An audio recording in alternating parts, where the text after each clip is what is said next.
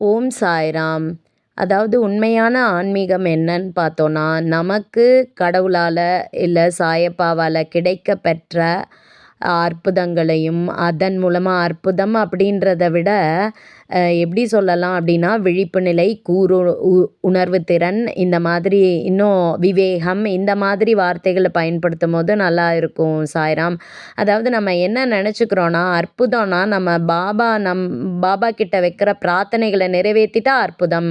அதுக்கப்புறம் பாபா வந்து நமக்கு ஏதாவது வீட்ல வந்துட்டு ஒரு படத்துல தேன் வர்றதோ, விபூதி கொட்டுறதோ, இல்ல வந்து ஒரு பூவா வந்து விழறதோ, இதுதான் அற்புதம்னு நெனைக்கிறோம்.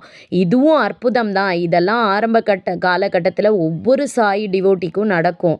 அந்த மாரி நடந்ததுனால தான் இவ்ளோ நம்பிக்கையோட நம்ம புடிச்சுக்கிட்டோம். ஆனா உண்மையான ஆன்மீகம் என்பது நமக்கு கிடைச்ச ஆன்மீக முன்னேற்றத்த அடுத்தவங்களுக்கும் கொண்டு சேர்க்கணும்.